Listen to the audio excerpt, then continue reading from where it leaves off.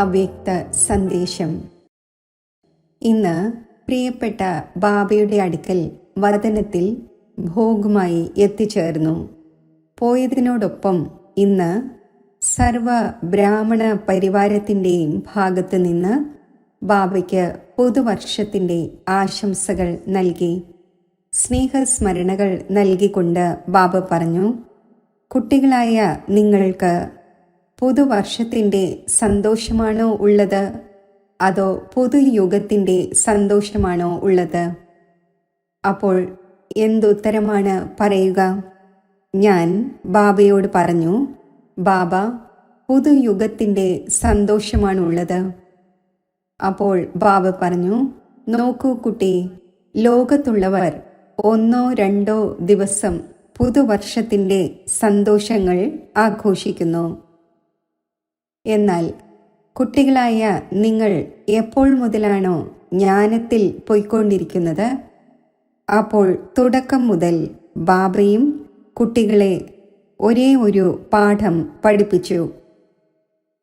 വിനാശം സംഭവിക്കണം, സത്യയുഗം വരണം, പുതിയ ലോകം വരണം.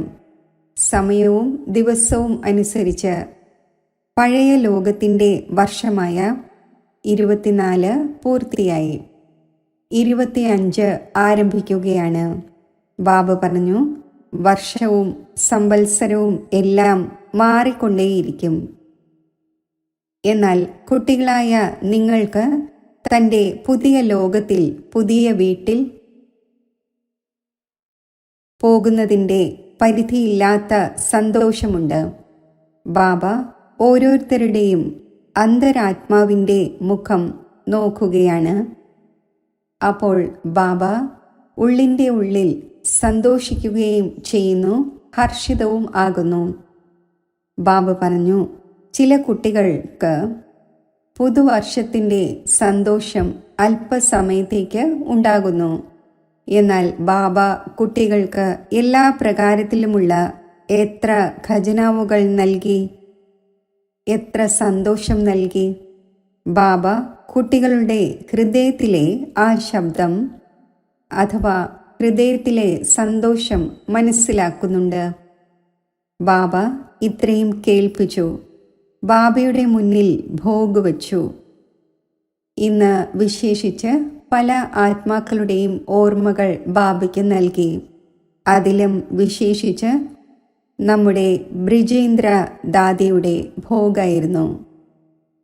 ശിവ് ബാബ ആദ്യമായി ബ്രഹ്മാവിൽ പ്രവേശിച്ചപ്പോൾ അതിന് സാക്ഷ്യം വഹിച്ച ബ്രഹ്മബാബയുടെ മരുമകളാണ് ദാദി ബ്രിജേന്ദ്ര.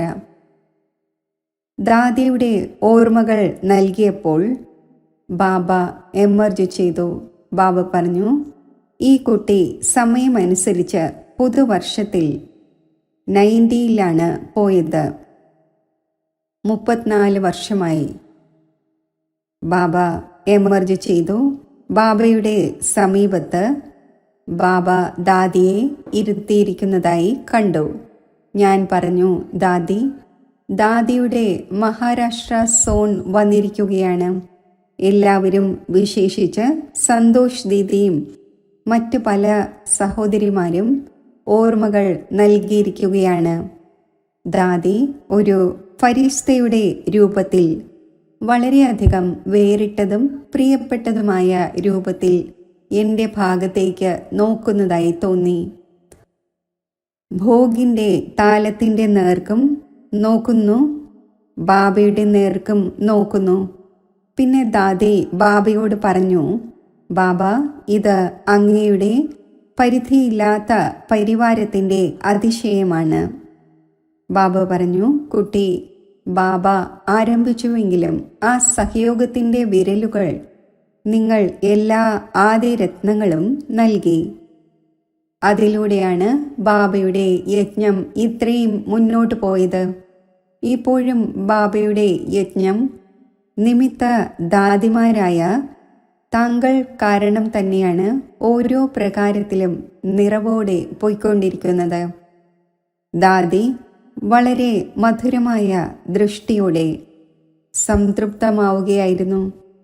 ദാദി ബാബയുടെ സമീപം തന്നെ ഇരിക്കുകയായിരുന്നു. ഞാൻ ബാബയോട് മറ്റ് ആത്മാക്കളുടെയും വിശേഷ ഓർമ്മകൾ നൽകി. വിശേഷിച്ച് ആരുടെയെല്ലാം ഭോഗായിരുന്നുവോ അവരെ ബാബ ഒരു വൃത്താകൃതിയിൽ നിർത്തി. എല്ലാവരും അങ്ങനെ നിന്നപ്പോൾ ബാബ എല്ലാവർക്കും ദൃഷ്ടിയും നൽകുന്നുണ്ടായിരുന്നു. വദനത്തിൽ ബാബ എമർജ് ചെയ്ത ഓരോ ആത്മാവിനും എന്തെങ്കിലുമൊക്കെ വരദാനം ബാബ നൽകുന്നുണ്ടായിരുന്നു. ഭോഗം സ്വീകരിപ്പിച്ചു. ബാബ പറഞ്ഞു, കുട്ടി, ഇന്ന് ഏതെല്ലാം ആത്മാക്കൾക്ക് നിമിത്തമായാണോ വിശേഷിച്ച് ഭോഗ് വന്നിരിക്കുന്നത്, ആ ഓരോരോ കുട്ടിയുടെയും വിശേഷത ബാബ നോക്കുകയാണ്. ഈ കുട്ടികൾ അവരവരുടെ ജീവിതകാലത്തിൽ, വിശേഷിച്ച് സംഗമയുഗത്തിൽ ഈ കുട്ടികൾ വളരെ ഉയർന്ന ഭാഗ്യം ഉണ്ടാക്കി. ബാബ പറഞ്ഞു, അതുകൊണ്ടാണ് ബാബ ഇവരെ ഒരു ചക്രത്തിൻ്റെ ആകൃതിയിൽ നിർത്തിയത്. ബാബ പറഞ്ഞു, ചക്രവർത്തി രാജാവാകുന്ന കുട്ടികളാണ്. ബാബ പറഞ്ഞു, എല്ലാവരും പോകുന്നെങ്കിലും ആരുടെയെല്ലാം ഓർമ്മകളുമായാണോ വന്നിരിക്കുന്നത് അവർക്ക് ബാബ വിശേഷിച്ച് വരദാനത്തിൻ്റെ രൂപത്തിൽ ചിലതൊക്കെ നൽകുകയായിരുന്നു. ആ ആത്മാക്കളും ഉള്ളിൻ്റെ ഉള്ളിൽ വളരെയധികം സന്തോഷിക്കുന്നുണ്ടായിരുന്നു. പിന്നെ ബാബ വളരെ നല്ലൊരു കാര്യം ഇന്ന് കേൾപ്പിച്ചു. ബാബ പറഞ്ഞു, നോക്കൂ കുട്ടി, ഏത് കുട്ടികളുടെ ഓർമ്മകളാണോ, ഏത് കുട്ടികൾക്ക് നിമിത്തമായുള്ള ഭോഗാണോ, ആർക്ക് നിമിത്തമായാണോ ഭോഗ് വയ്ക്കുന്നത്, അത് വയ്ക്കുന്നവർക്കും ഭാഗ്യമുണ്ടാകുന്നു. ആർക്ക് വേണ്ടി ഭോഗ് വയ്ക്കുന്നു അവർക്കും ഭാഗ്യമുണ്ടാകുന്നു. അതിനെക്കുറിച്ചും ബാബ വളരെ നല്ലൊരു കാര്യം കേൾപ്പിച്ചു. കാരണം എനിക്കും ലോകത്തുള്ള പല കാര്യങ്ങളെക്കുറിച്ചുമുള്ള അറിവില്ല. ബാബ പറഞ്ഞു, നോക്കൂ കുട്ടി, ഏതുപോലെ ലോകത്തിൽ ബാങ്കിൽ ചിലരുടെ പേര് ഇങ്ങനെ ചേർത്ത് വയ്ക്കുന്നു, എൻ്റെ കാലശേഷം ഇന്നയാൾക്കാണ് ഇത് ലഭിക്കുക, ഇത് പ്രാപ്തമാവുക എന്ന്. ബാബ പറഞ്ഞു, സംഗമയുഗത്തിലും കുട്ടികൾ ആരുടെ പേരിൽ ചെയ്യുന്നുവോ, അതായത് ഭോഗ് വയ്ക്കുന്നുവോ, അവരുടെയും ഭാഗ്യമുണ്ടാകുന്നു. അവർക്ക് വരാൻ പോകുന്ന ഭാവിയിലെ ജന്മത്തിലും ആ ഭാഗ്യത്തിലൂടെ എന്തെങ്കിലും പ്രാപ്തി ഉണ്ടാകുന്നു, അതും സഫലമാകുന്നു. പല ആത്മാക്കളുടെയും വിശേഷ ഭോഗായിരുന്നു. ബാബ എല്ലാ ആത്മാക്കളെയും സ്നേഹത്തോടെ എമർജ് ചെയ്തു. പിന്നെ ബാബയോട് പറഞ്ഞു, മഹാരാഷ്ട്ര സോണിലെ സഹോദരി സഹോദരന്മാർ വന്നിരിക്കുകയാണ്.